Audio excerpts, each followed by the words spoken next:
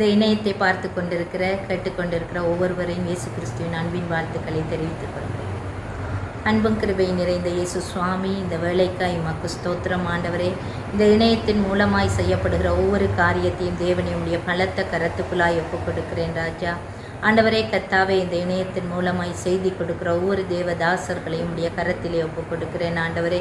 என் தேவன் தாமே கூட இருக்கும்படி செபிக்கிறேன் ஆண்டவரே. என் தேவனுடைய பலத்த கரம் அவர்களை வழிநடத்தட்டும் ஆண்டவரே.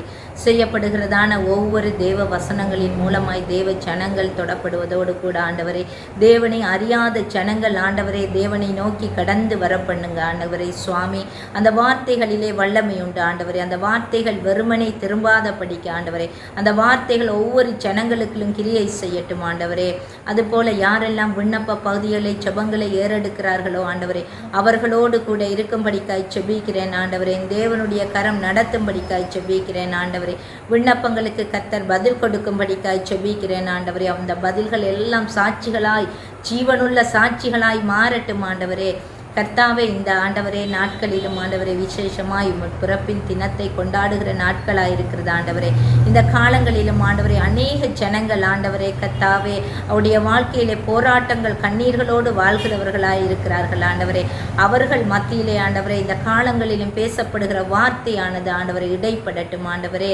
அப்பா, தேவாதி தேவனாகிய இயேசு கிறிஸ்து தாமே மனுஷகுமாரனாய் இந்த பூமிக்கு ஆண்டவரே வந்தீர் ஆண்டவரே. எங்களுடைய பாவங்களுக்காயும் ஆண்டவரே நித்திய மரணத்திலிருந்து மீட்கும்படியாயும் ஆண்டவரே நீர் வந்த நோக்கத்தை ஆண்டவரே இந்த காலங்களிலும் ஜனங்கள் புரிந்து கொள்ள ஆண்டவரே உதவி செய்யுங்க ஆண்டவரே.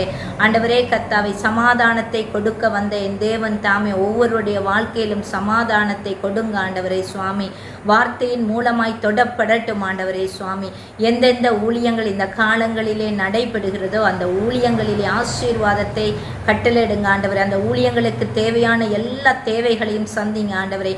அந்த ஊழியத்தை தேவனை உம்முடைய பலத்தோடு கூட ஆவியானவருடைய உதவியோடு கூட செய்ய ஒவ்வொருவரையும் பலப்படுத்துங்க ஆண்டவரே. இந்த வார்த்தையின் மூலமாய் தொடப்படுகிற ஒவ்வொருடைய வாழ்க்கையிலும் ஆண்டவரே தேவனுடைய ரட்சிப்பு கடந்து வரட்டும் ஆண்டவரே. நீங்க ஒவ்வொருவரையும் பொறுப்படுங்க. இந்த இணையத்தை தொடங்கி இருக்கிற ஒவ்வொருடைய வாழ்க்கையிலும் ஆண்டவரே கர்த்தாவே நீங்க கூட இருந்து இன்னமும் அநேகருக்கு ஆசீர்வாதமான ஊழியத்தை செய்ய ஒவ்வொருவரையும் நீங்க பலப்படுத்துங்க. இந்த காலங்களை கர்த்தருடைய கரத்திலே ஒப்புக் கொடுக்க நீங்களே பொறுப்படுங்க. உங்களுடைய கண்ணீரையும் துடையுங்க ஆண்டவரே கர்த்தாவே. ரட்சிப்பை கட்டளையிடுங்க. ஊழியங்களை ஆசீர்வதிங்க. உங்களுடைய பிள்ளைகளை ஆசீர்வதித்து நீங்க வழி நடத்தும்படியா எல்லா துதி கன மகிமை உமக்கே செலுத்தி நசரனாக இயேசு கிறிஸ்துவின் இன்பைய நாமத்திலே ஜெபம் கேட்கிறேன் என்னுடைய அருமையான நேசரே. ஆமென்.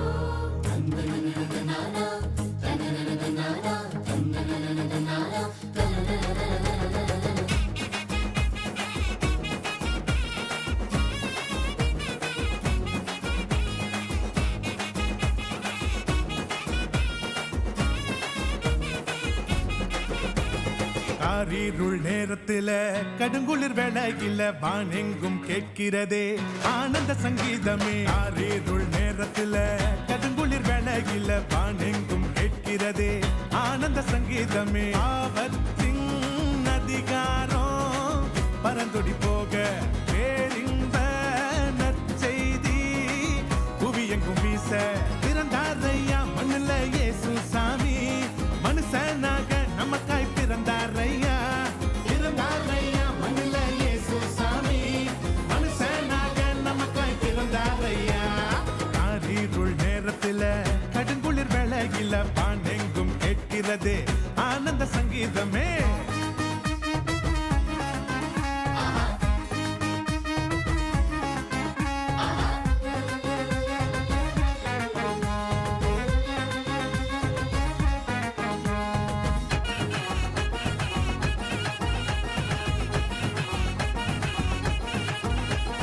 மேளத்தாளம் இல்ல, ஆட்டம் பாட்டம் இல்ல, ரத்தின கம்பளம் இல்ல, மாலை தோரணம் இல்ல.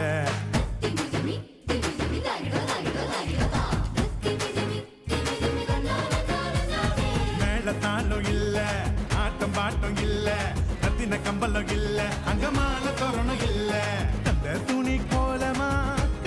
லட்சணமா கண்ணி மறி மடியில மந்தைக்கு மத்தியில விசுவாசி நம்மையோ நகோ சேர்த்திட சமாதான சந்தோஷம் பூமியில தங்கிட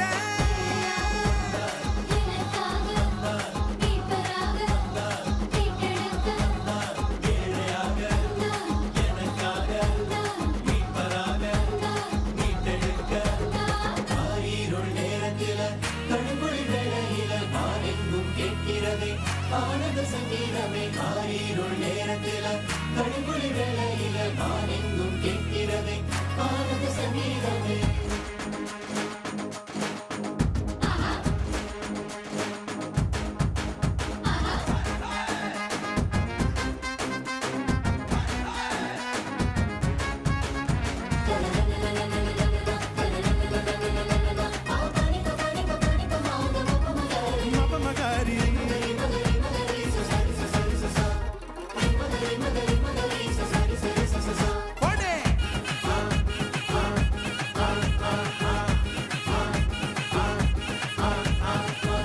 கூட்டம் பாட ஆயர் குலாம் கூட ஏரோது கதி கலங்க ராஜசிங்கம் வந்தாரு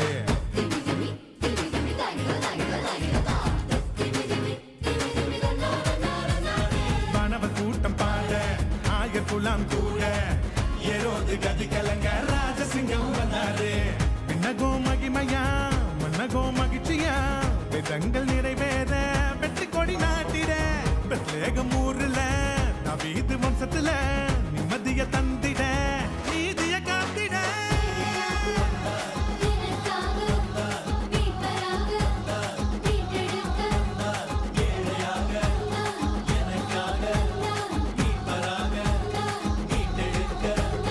காரீருள் நேரத்தில கடுங்குளிர் வேளையில வானெங்கும் கேட்கிறதே ஆனந்த சங்கீதமே ஆரீருள் நேரத்தில கடுங்குளிர் வேளையில வானெங்கும் ஆனந்த சங்கீதமே ஆபத்தின் அதிகாரம் பரந்தொடி போக பேரின்ப நற்செய்தி புவியெங்கும் வீச பிறந்தாரையா மண்ணில இயேசு சாமி மனுஷனாக நமக்காய் பிறந்தாரையா மண்ணில இயேசு சாமி மனுஷனாக நமக்காய் பிறந்தாரையா Happy Christmas, happy Christmas, happy Christmas, happy Christmas.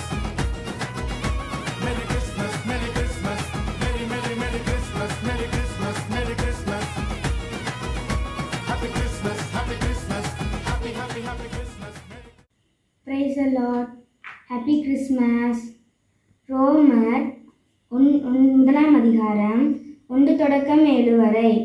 இயேசு கிறிஸ்துவின் ஊழியக்காரனும் அப்போஸ்தலனாகும்படி அழைக்கப்பட்டவனும் தேவனுடைய சுவிசேஷத்திற்காக பிரித்தெடுக்கப்பட்டவனுமாகிய பவுல், ரோமாபுரியிலுள்ள தேவ பிரியரும் பரிசுத்தவான்களாகும்படி அழைக்கப்பட்டவர்களுமாகிய அனைவருக்கும் எழுதுகிறதாவது: நம்முடைய பிதாவாகிய தேவனாலும் கர்த்தராகிய இயேசு கிறிஸ்துவினாலும் உங்களுக்கு கிருபையும் சமாதானமும் உண்டாவதாக. இயேசு கிறிஸ்துவை குறித்து தேவன் தம்முடைய தீர்க்கதரிசிகள் மூலமாய் பரிசுத்த வேதாகமங்களில் முன்னே தம்முடைய சுவிசேஷத்தை பற்றி வாக்குத்தத்தம் பண்ணினபடி கர்த்தராகிய இயேசு கிறிஸ்துவானவர் மாம்சத்தின்படி தாவீதின் சந்நிதியில் பிறந்தவரும் பரிசுத்தருமுள்ள ஆவியின்படி தேவனுடைய சுதனென்று மரித்தோரிலிருந்து உயிர்த்தெழுந்ததினாலே பலமாய் ரூபிக்கப்பட்ட தேவகுமாரருமாய் இருக்கிறார். அவர் சகல ஜாதிகளையும் அவர்களுக்குள் இயேசு கிறிஸ்துவினால் அழைக்கப்பட்டவர்களாகிய உங்களையும் தமது நாமத்தின் நிமித்தம் சுவிசேஷத்துக்கு கீழ்ப்படிய பண்ணும் பொருட்டு எங்களுக்கு கிருபையும் அப்போஸ்தல ஊழியத்தையும் அருளிச் செய்கிறார். ஆமென்.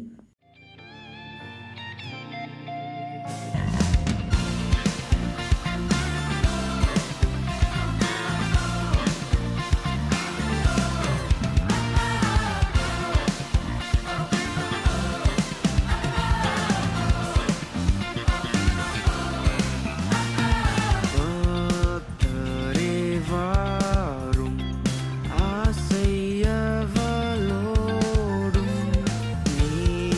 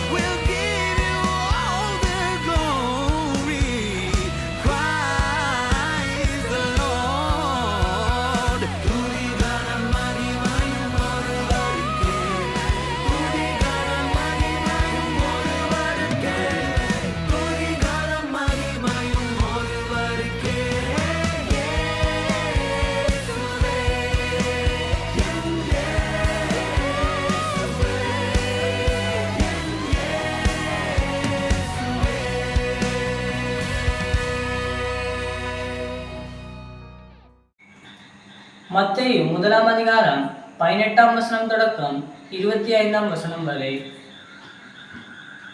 இயேசு கிறிஸ்துவினுடைய ஜனனத்தின் விவரமானது.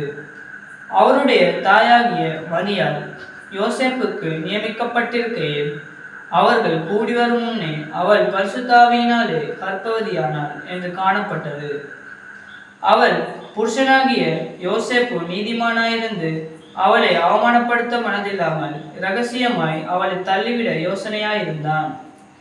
அவன் இப்படி சிந்தித்துக் கொண்டிருக்கையில் கர்த்தருடைய தூதன் சொப்பனத்தில் அவனுக்கு காணப்பட்டு, தாவீதின் குமாரனாகிய யோசேப்பே, உன் மனைவியாகிய மரியாதை சேர்த்துக்கொள்ள ஐயப்படாது.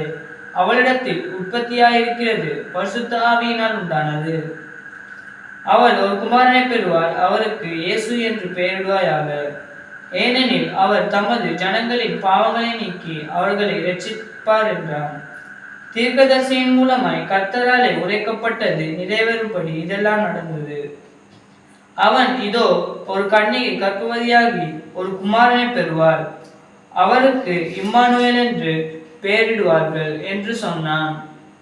இம்மானுவேல் என்பதற்கு தேவன் நம்மோடு இருக்கிறார் என்று அர்த்தமாம்.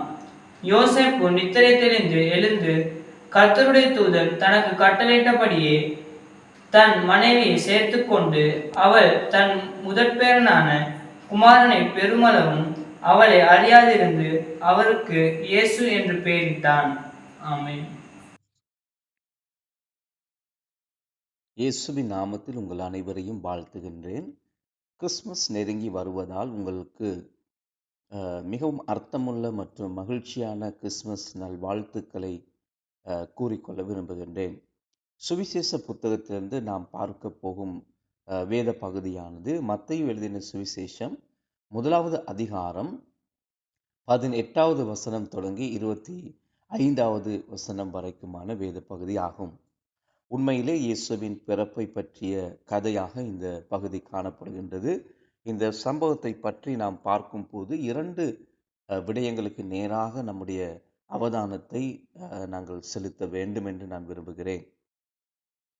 முதலாவது காரியம், இயேசுவின் தந்தையாகிய யோசேப்பு தனக்கு நிச்சயிக்கப்பட்டிருந்த பெண்ணாகிய மரியாளுக்கு இன்னும் திருமணம் ஆகாத போதிலும் அவள் கர்ப்பமுற்று இருந்த செய்தியை குறித்து கேள்விப்பட்ட போது அவர் கடைபிடித்த அந்த செயல்முறை மற்றும் அவருக்குள்ளும் அவரது உறவுகளுக்குள்ளும் ஏற்பட்ட குழப்பம். இப்போது இந்த குழந்தை யார் மற்றும் அவர் இன்று நம் வாழ்க்கையிலே என்ன செய்கிறார் என்பதை குறித்து கர்த்தருடைய தூதன் யோசேப்பிடம் சொன்ன காரியத்தை பற்றி நாங்கள் முதலாவது பார்ப்போம். முதலாவதாக நான் யோசேப்பை பற்றி பேச விரும்புகிறேன். அவர் எவ்வாறு செயல்பட்டார் மற்றும் இந்த முழு சூழ்நிலையும் தகவல்களையும் அவர் எவ்வாறு கையாண்டார் என்பதை பற்றி நான் பார்க்க விரும்புகிறேன். திரைக்கு பின்னால் இதெல்லாம் எவ்வளவு பெரிய குழப்பமாக இருந்தது என்பதை நான் உங்களுக்கு காண்பித்து கொடுக்க விரும்புகிறேன். இன்று நாம் கொண்டாடும் இயேசுவின் பிறப்பானது மிகவும் அற்புதமான அர்த்தமுள்ள நிகழ்வாக இருக்கிறது. ஆனால் நீங்கள் உங்களை யோசேப்பின் நிலையிலும் அந்த நேரத்தில் உங்களை மரியாளின் இடத்திலும் வைத்து நீங்கள் பார்ப்பீர்களானால் அது மிகவும் கடினமான குழப்பமான சூழ்நிலையாக இருக்கும். முதலில் நான் கூற விரும்புகிறேன், யோசேப்பும் மரியாளும் இருவருமே நீதிமான்களாக காணப்பட்டார்கள். அவர்கள் இருவரும் தூய்மையானவர்களாக காணப்பட்டார்கள். அவர்கள் ஒருவருக்கொருவர் நிச்சயிக்கப்பட்டிருந்தார்கள். அவர்கள் கர்த்தருடைய நியாய பிரமாணத்தின்படி வாழ்ந்து வந்தவர்கள். திருமணத்தின் பின்பும் தூய்மையான வாழ்க்கையை வாழ்ந்தார்கள். பின்பு தனக்கென நிச்சயிக்கப்பட்டிருந்த பெண் கர்ப்பவதியாகி இருக்கின்றாள் என்ற சம்பவத்தை குறித்து யோசேப்பு கேள்விப்படுகின்றார். உடனடியாக அவரது மனதில் தோன்றக்கூடிய பொதுவான ஒரு எண்ணம் தான், அவள் துரோகி அல்லது நம்பத்தகாதவள் என்ற எண்ணம். உண்மையில் அவளுடைய கணவராக நிச்சயிக்கப்பட்டிருந்த யோசேப்பு நியாயப்பிரமாணத்துக்கு கீழ்ப்பட்டிருக்கும் மனிதனாக இருந்தபடியால் அவன் அவளை பகிரங்கமான விதத்தில் அவமானப்படுத்த விரும்பாமல் இரகசியமாக அவளை விட்டுவிட அல்லது விவாகரத்து செய்ய அவர் மனதில் சிந்தித்து கொண்டான் என்று 19வது வசனம் கூறுகின்றது. இந்த சூழ்நிலையின் காரணமாக யோசேப்பு மரியாளை விவாகரத்து செய்ய நினைத்தார் என்பதை காண்பிக்க விரும்புகிறேன். திருமணத்துக்கு முன்பதாக அவள் கர்ப்பமாக இருந்த செய்தியை கேள்விப்படும் போது பொதுவாக யாரும் அவளை குறித்து நினைப்பது அவள் உண்மையற்ற பெண் அல்லது துரோகி என்றுதான் நினைப்பார்கள். அந்த நிலையிலிருந்து தான் யோசேப்பு இவ்வாறான தீர்மானத்தை எடுக்கின்றார். அத்தோடு யோசேப்புக்கு அவளை விவாகரத்து செய்வதற்கான முழு உரிமையும் இருந்தது. நீங்கள் அறிந்து கொள்ள வேண்டும், அவனுக்கு சம்பூர்ண உரிமை இருந்தது. பிற்காலத்தில் இயேசு திருமணத்தை குறித்து மலை பிரசங்கத்திலே பேசுகிறார். உதாரணத்துக்கு மத்தேயு 5வது அதிகாரத்தில் அவர் விபச்சாரம், விவாகரத்து, மறுமணம் முடிப்பது போன்ற பல விஷயங்களை குறித்து பேசுகிறார். மத்தேயு 19வது அதிகாரத்திலும் இயேசு திருமணம், விவாகரத்து, பாலியல் ஒழுக்கக்கேடு, மீண்டும் திருமணம் செய்தல் போன்ற காரியங்களை, மறுமணம் செய்தல் போன்ற காரியங்களை குறித்து அவர் பேசுகிறார். இயேசு அவ்வாறு போதிக்கவில்லை என்றாலும் பரிசுத்த வேதாகமானது எந்த காரணத்துக்காகவும் யாரையும் விவாகரத்து செய்ய அனுமதிக்கவில்லை, இடம் கொடுக்கவில்லை. சில நாடுகளில் சட்டப்பூர்வமாக இதை செய்ய அனுமதி உண்டு. உதாரணத்துக்கு எனது நாட்டில், குறிப்பாக நான் வாழும் எனது குறிப்பிட்ட பிராந்தியத்தில் எந்த காரணத்துக்காகவும் தங்கள் மனைவியை அல்லது கணவனை விவாகரத்து செய்யலாம். அது மட்டும் அல்லாமல் குற்றமற்ற விவாகரத்துக்காக கூட விண்ணப்பிக்க சட்டத்தில் இடம் இருக்கிறது. அதாவது விவாகரத்தை பெறுவதற்கு தவறு என்று கூறுவதற்கு நியாயமான எந்த காரணமும் இல்லை என்றாலும் தங்கள் திருமணத்தில் ஏதேனும் ஒன்றில் தாங்கள் மகிழ்ச்சி அடையாத பட்சத்தில் தங்களுக்கு விவாகரத்து தேவைப்படின் அதை விண்ணப்பித்து பெற்றுக்கொள்ளக்கூடிய அனுமதிகள் அங்கே வாய்ப்புகள் வழங்கப்பட்டிருக்கின்றது. இயேசு வாழ்ந்த நாட்களில் ஒரு மனிதன் எந்த காரணத்துக்காகவும் தன் மனைவியை விவாகரத்து செய்ய முடியும் என்ற ஒரு கருத்து அந்த நாட்களில் இருந்தது. இயேசு அதை எதிர்த்தார். தங்களது திருமண வாக்குறுதிகளை மிக தீவிரமான காரியங்களாக எடுத்துக்கொள்ள வேண்டும் என்று அவர் போதித்தார். நீங்களும் உங்கள் திருமண வாக்குறுதிகளை கடைபிடிக்க, காப்பாற்ற வேண்டும். உங்கள் துணைவனுக்கு அல்லது துணைவிக்கு நீங்கள் உண்மையாக இருக்க வேண்டும். உங்களுக்கு தெரியும், 10 கட்டளைகளில் ஒன்றுதான் விபச்சாரம் செய்யாதே என்கிற கற்பனை. ஆனால் விவாகரத்து என்பது எப்போதும் தவறான ஒன்றோ அல்லது வேதாகமத்துக்கு முரணான காரியமோ கிடையாது. நீங்கள் திருமண வாக்குறுதிகளுக்கு துரோகம் செய்யும் நோக்கோடு அல்லது பாலியல் ஒழுக்கக்கேடு நிமித்தம் நீங்கள் விவாகரத்து செய்தால் நீங்கள் விபச்சாரம் செய்கிறீர்கள் என்று இயேசு கூறுகிறார். நீங்கள் மறுமணம் செய்தால் உங்கள் துணைவனை அல்லது துணைவியை விபச்சாரம் செய்ய நீங்களே இடம் அளிக்கிறீர்கள். அதன் அர்த்தம் என்னவென்றால், நீங்கள் ஒரு திருமண உறவில் ஏமாற்றப்பட்டிருப்பீர்களானால் உங்களுக்கு வேதாகம ரீதியாக விவாகரத்து செய்வதற்கான அனுமதி அல்லது சுதந்திரம் இருக்கின்றது. யோசேப்பு அதைத்தான் இங்கே செய்ய முற்படுகிறார். அவர் விவாகரத்து செய்வது மட்டுமல்லாமல் மறுமணம் செய்து கொள்ளக்கூட தீர்மானிக்கின்றார். இயேசுவின் தகப்பனாகிய யோசேப்பு அதை தான் செய்ய போனார். அவர் மரியாளை விவாகரத்து செய்ய அங்கே யோசிக்கிறார். இங்கே ஒரு காரியத்தை உங்களுக்கு காண்பிக்க விரும்புகிறேன். ஒருவேளை இவ்வாறான ஒரு குற்றம் இழைக்கப்பட்டிருந்தால் மரியாளுக்கு எதிராக எதையும் செய்ய, குறிப்பாக விவாகரத்து செய்யக்கூட முழு உரிமையும் யோசேப்புக்கு இருந்தது. அது மட்டுமல்லாமல் நியாயப்பிரமாணத்தின்படி அவளை பகிரங்கமாக அவமானப்படுத்தி அவள் மீது கல்லெறிந்து கொள்ளக்கூட யோசேப்புக்கு அங்கே அனுமதி இருந்தது. அந்த காலத்தில் விபச்சார பாவத்துக்கு நியாயப்பிரமாணத்துக்கூடாக சில தண்டனைகள், அதே போல் அப்படி பாவம் செய்திருப்பவர்கள் ஆனால் அவர்களுக்கு பல பின் விளைவுகளை சந்திக்க நேரிடும் என்று அங்கு நியாயப்பிரமாணத்திலே எழுதப்பட்டிருந்தது. திருமண உறவில் துரோகம் செய்வதற்கு பிரதிபலிமாக இன்று பெரும்பாலான நாடுகளில் அந்த அளவுக்கு பகிரங்க அவமானம் அல்லது பாரதூரமான விளைவுகள் கொடுக்கப்படுவது இன்று மிகவும் குறைவாக காணப்படுகின்றது. நிச்சயமாக பெரும்பாலான இடங்களில் அல்லது நாடுகளில் அத்தகைய நபர்களுக்கு மரண தண்டனை விதிக்கும் அங்கே சட்டங்கள் அல்லது விதிக்கும் முறைமைகள் கிடையவே கிடையாது. ஆனால் அந்த காலங்களில் அப்படி அல்ல. அந்த காலங்களில் அத்தகைய பாவங்கள் மிக தீவிரமாக பார்க்கப்பட்டு அவைகளுக்கான தண்டனைகளும் மிக மோசமான விதத்திலே வழங்கப்பட்டு வந்தது. நம்முடைய திருமண பந்தங்கள், வாக்குறுதிகள் மற்றும் நம் உறவுகளை தேவன் எவ்வளவு தீவிரமாக கருதுகிறார் என்பதை இந்த சம்பவங்கள் நமக்கு சுட்டி காட்டுகின்றது. ஆனால் யோசேப்பு நியாயப்பிரமாணத்துக்கு கீழ்ப்பட்டவனாக இருந்தது மட்டுமல்லாமல் அவர் நீதிமானாகவும் இருந்ததால் அவர் அவளை பொது அவமானத்துக்கு ஆளாக்க விரும்பாமல் இரகசியமான விதத்தில் அவளை விவாகரத்து செய்ய நினைத்தார். வேறு வார்த்தைகள் கூறுவதானால் அவளை விவாகரத்து செய்வதற்கு மட்டுமல்ல, அவளை அவமானப்படுத்தவும் அவள் மீது கல்லெறியவும் அவனுக்கு எல்லா சட்டப்பூர்வ உரிமையும் இருந்த போதிலும் அவன் அவளை விவாகரத்து செய்ய போகிற போது அவளை பொதுவில் அவமானப்படுத்த நினைக்காமல், எல்லாரும் முன்பாக அவளை அவமானப்படுத்த நினைக்காமல், அவள் மீது கல்லெறியவோ அல்லது எல்லாரும் முன்னிலையிலும் அந்த காரியத்தை ஒரு பெரிய பிரச்சனையாக்கி அவளை கேவலப்படுத்தவோ விரும்பாமல் இரகசியமாக விவாகரத்து செய்ய அவன் யோசிக்கிறான். அவன் ஒரு நல்ல மனிதனாக காணப்பட்டான், ஒரு நீதிமானாக காணப்பட்டான். பழிவாங்கவோ கசப்பை வளர்க்கவோ முற்படாமல் கண்ணுக்கு கண் பல்லுக்கு பல் என்ற பழிக்கு பழிவாங்கும் செயல்பாட்டை அவன் அங்கே செய்யவில்லை. நீங்கள் ஏமாற்றப்பட்டு பாதிக்கப்பட்டு இருக்கும் போது அந்த வலியானது மிக ஆழமான மட்டத்தில் இருக்கும். அத்தகைய சூழ்நிலையை கடந்து செல்வது என்பது மிகவும் கடினமான ஒரு காரியம் என்பதை நான் ஞாபகப்படுத்த விரும்புகிறேன்.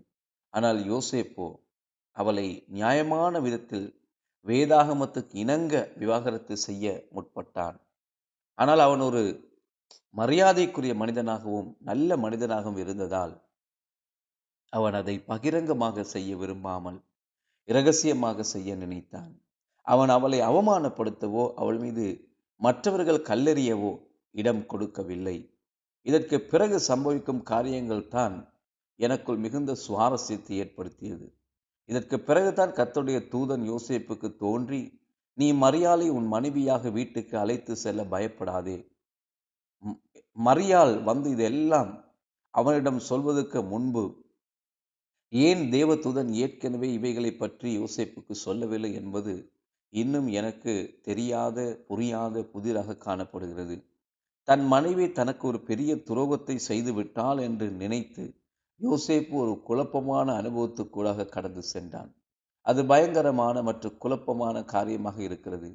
ஆனால் இப்போது தேவதூதன் வந்து இடைப்பட்டு அந்த குழந்தை யார் என்று யோசேப்பிடம் கூறுகிறார். மேலும் அவருக்கு வழங்கப்பட்ட பெயர் இயேசு. இயேசு என்கிற பெயரின் அர்த்தம் அவர் ரட்சிக்கிறார், தேவனுடைய ரட்சிப்பு. அதற்கு அப்பாலே இன்னும் ஒரு பெயர் கொடுக்கப்படுகிறது.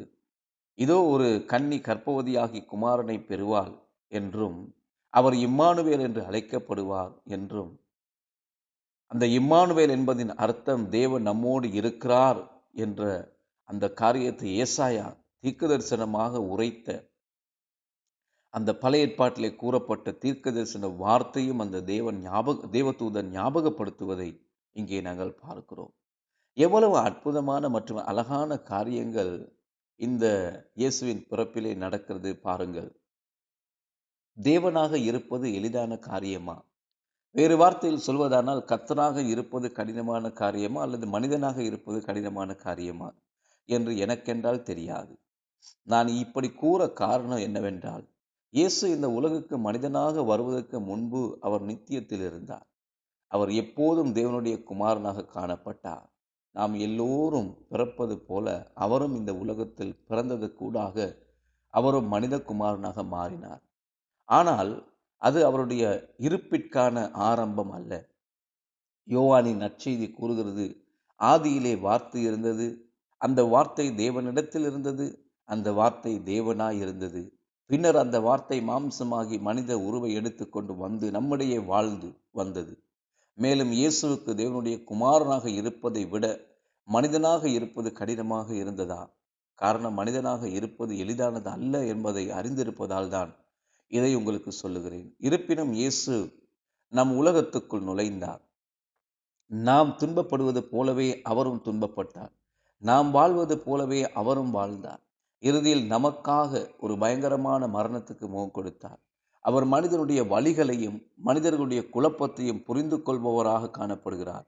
அவர் உண்மையில் தனது சீஷர்களின் ஒருவரால் காட்டி கொடுக்கப்பட்டார், இன்னொருவனால் மறுதளிக்கப்பட்டார், மற்ற அனைவராலும் கைவிடப்பட்டார். எனவே அவர் நமது போராட்டங்களை அறிந்து கொள்ளக்கூடியவராக காணப்படுகின்றார். அவர் நமது துக்கங்களை அறிவார்.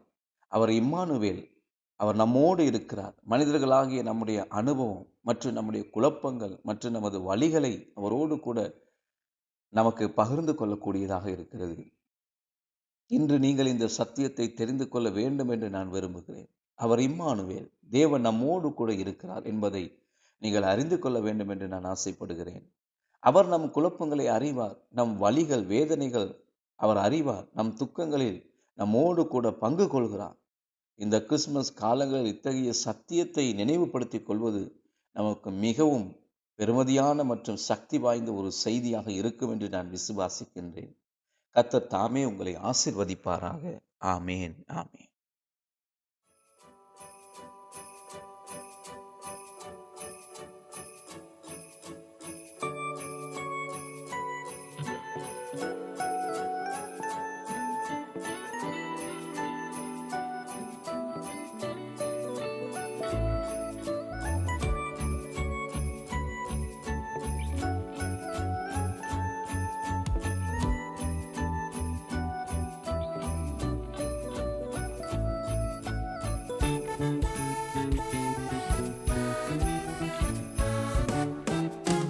கொட்டும் பனியில் குளிர் நிலா, மண்ணில் வந்த பாலகனே, உன்னை தொட்டு தழுவி அணைக்க என் உள்ளம் எங்கிடுதே. கொட்டும் பனியில் குளிர் நிலா, மண்ணில் வந்த பாலகனே, உன்னை தொட்டு தழுவி அணைக்க என் உள்ளம் எங்கிடுதே. அன்னை மடி மீது நீயும் தவழ கண்டு காண மேய்ப்பர்கள் வந்தனர். மாட்டு தொழுவமாய் எந்தன் உள்ளம் மாறிட மீட்பர் பிறந்துள்ளார். எந்தன் நண்பனாய், அன்பனாய், நீயும் மாறிட